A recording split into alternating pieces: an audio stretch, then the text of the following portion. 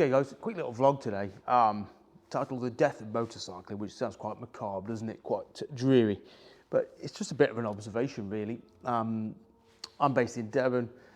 I guess historically we've had plenty of motorcycle operations, outfits, shops, MOT centres, CBT centres around here, but at the minute we've got none. The bike shops have closed, the CBT centre lost its licence. I have to do 35 minutes to get to the nearest MOT station. There's a real sort of dearth or death of any provision for motorcycling. And I don't think it's not for want of people being interested in motorcycling. I see a lot of young people going past on L plates and things like that, but it does seem at the minute as though the industry cannot support the activity, if that makes sense. There's obviously not enough commercial reality in the act of motorcycling to sustain it, which I guess is quite worrying, really. I mean, we looked at KTM are struggling at the minute. There's a couple of Harley Davidson dealerships have closed. Saltire motorcycles up in Scotland have just closed. The people I speak to around here in relation to the motorcycle industry say that motorcycle sales are down. All activities related to motorcycling is down. And it's kind of a sad state of affairs, and I think there's lots of ways in which we could pick fault or attribute blame. I mean, one of my gripes, I think, is with, obviously we've never trained enough mechanics, and I think one of the issues going forward is keeping the older bikes going. It's okay getting new bikes and keeping them in the dealer network, but what about those 20-year-old, 15-year-old, 25-year-old bikes that have still got plenty of life in them, but their value does not equate to what it costs to keep them on the road? So if you've got, say, £1,000 worth of Thunder Ace, Yamaha Thunder Ace, and it costs you £600 to get the carb serviced and other bits, then that is no longer viable. And so the lack of investment, the lack of provision for servicing, maintenance, mechanics, I think is one of the forefront issues, that there's not been enough training, that manufacturers have sold bikes but not looked at the training of mechanics to keep those bikes on the road. You can easily see how those bikes that have still got life left in them are no longer cost effective to keep on the road. And if their owners can't keep them on the road mechanically, then they're not going to be able to afford newer bikes either. So we lose motorcyclists. Likewise around here, there's no CBT provision. The nearest is an hour and a half away in Exeter. Now, if anybody's interested in motorcycling, they are not going to be travel an hour and a half to go down to get a CBT. I think the issue is there's not enough money in CBT. You know, I've got a friend, Ben, who does CBT instruction, and he gets paid £80 a day. You know, for me, taking out with the responsibility of new riders and all that goes with that, lending a bike, the fuel and the training, an £80 wage for what is a skilled job is nowhere near enough to make that viable and sustainable either. So you're looking at CBT places closing. So you've got the maintenance mechanic side of it no longer sustainable. You've got the training and tuition no longer sustainable, mated to the fact that the government make it increasingly difficult to get a motorcycle, which in some ways is not a bad thing. I think putting inexperienced people on high-powered bikes is never a good answer anyway. So I don't necessarily disagree with a tiered approach to getting people on bikes, but I think going hand in hand with that and the lack of CBT operation is an issue. And equally, as Ben said, there's lots of people wanting to get a CBT, but his bosses are wanting to sell up. Does anybody want to buy a business that pays £80 a day? If that CBT operator goes, then all those guys, kids, older people wanting to do CBT goes as well. So that's two strands. I think the third strand is, I think the manufacturers, from everything I gather, talking to people who have worked for dealerships or my own experience with dealerships, is that the manufacturers just don't make it profitable to be a dealer. They make the dealer jump through in increasing hoops, whether it's to have their corporate branding, a redesign of the shop. They want certain locations, certain premises to sell what in effect makes the dealer 10%, if that. You know, the margin on a motorcycle is tiny. And then you can have the rug pulled from under you, and the manufacturer, the importer, can remove that brand from your portfolio, you know, drop of a hat. So there's no money in selling bikes, certainly with the drips and jabs that they sell in these recent days. I mean, it was interesting, the best-selling adventure bike of August, I think it was, or July, was the Himalayan 450, and it sold sort of 69, 79 units. Now, is there enough sales in that to sustain and to keep profitable all those Royal Enfield dealers around the country? It can't do, can it? You know, it can't do. When I go to Swindon and talk to the guys who sold me the CF Motor is selling well. They talk about selling 1, 2, 3 V-Strom 800s now.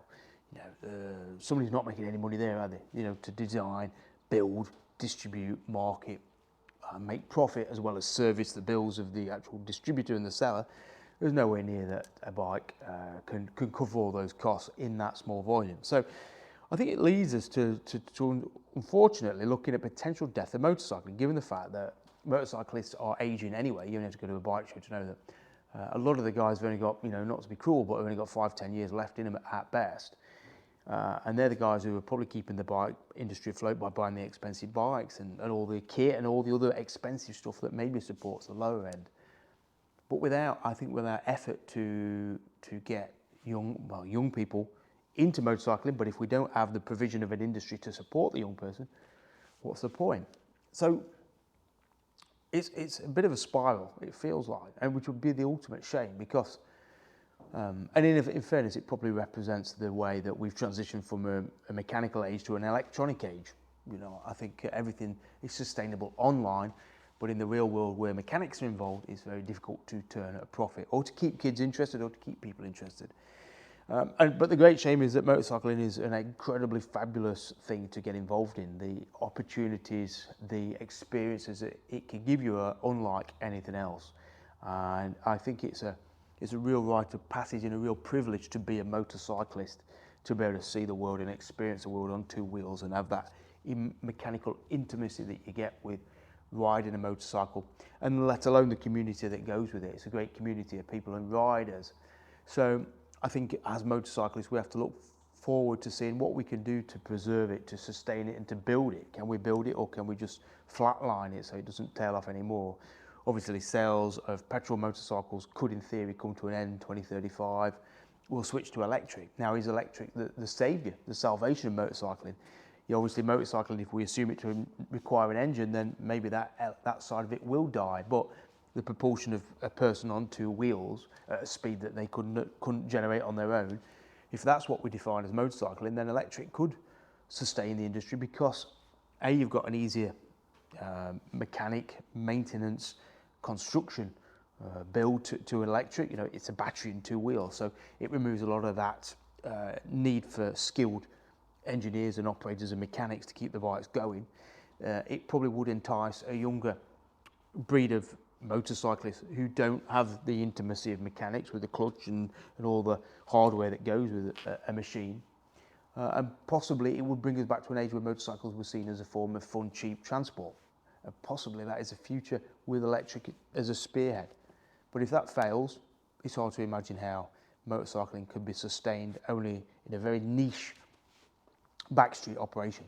You know, because looking at it, listening to the stories of the people going bust, and the importers struggling, the manufacturers struggling in the case of KTM, it's not a sustainable industry, not with the numbers it's currently got.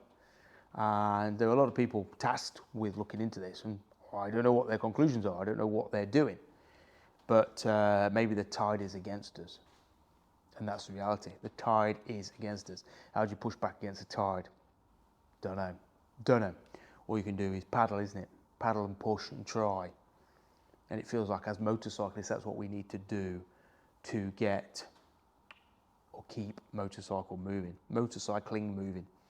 Which is why really we should no longer or should never indulge ourselves too much in the cut or the throat and dagger activities that we engage in. What bike's best, which brand's best, you know, what kit's best. All that is irrelevant really. Core is motorcycling and whether we're doing it or not. And so it's just a little vlog really, just to, I guess, get it off my chest, just from the observations I've been making recently, talking to people who picks my bikes up, or Neil who ships my bikes around, or Phil who ran the bike shop in Barnstable, or Colin at JJ's in North Bolton who said that it's been a quiet year. You know, it's been a quiet year. And I think it's crucial that we keep the wheels turning. So that's it, keep the wheels turning, get out on the bikes, make use of your MOT stations, your servicing centres.